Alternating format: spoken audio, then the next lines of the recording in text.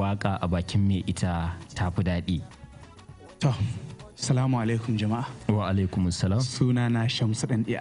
Shamsudaniya, ni a madadin sauran abokanan aiki da masu sauraron mu a yanzu haka ina amfani da wannan dama wajen yi maka lale marhabin da ka samu damar kasancewa tare da mu a cikin wannan shirin.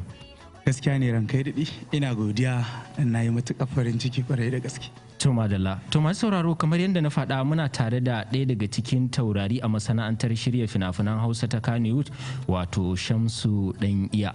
Can zuwa anjima bayan mun tattauna tare da shi za mu ba ku dama domin ku shigo kuma yi tambaya ko kuma tofa albarkacin bakinku akan dukkanin abubuwan da muke tattaunawa, amma kai tsaye yanzu za mu tsunduma cikin shirin ne gadan-gadan. Kafin mu tsunduma cikin shirin ku dakace mu. Ki azurta ni da lafiya kun ganta gare ni kuma yi maganin. To madalla, bar kanmu da dawa.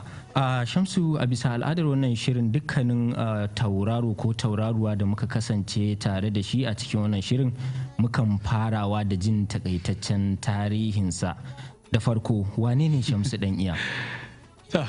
Sunana kamar da na riga na gabatar da kaina tun farko.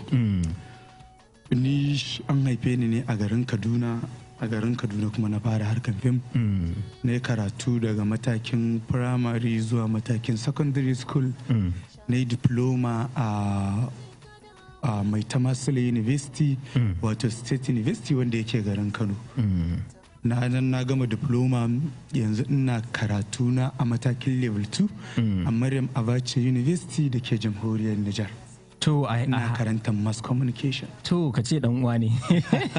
Shi yasa nake gaya ma ka bi da hankali saboda iko Allah san doka da dokoki. To madalla. Law and ethics ko? To gaskiya ne. Shamsu, kai tsaye ga ka wannan gidan rediyo mai albarka na Human Rights Radio da talabijin. Bari mu je kai tsaye, me ya ja ra'ayinka kaga ka kasance ɗaya daga cikin waɗanda ake damawa da su a masana'antar shirya fina-finan Hausa ta Kannywood? Wato akwai wani abu da bature yake cewa faith is believing without any doubt, ko ba haka bane ba. Lokacin da na fara sha'awar in gana kasance ɗaya daga cikin mutanen da suke ba da gudunmuwa wato ta harkar entertainment, lokacin ni ma abocin kallon fina-finan Hausa ne tun ina je istiri ba na mantawa. To kana aji uku.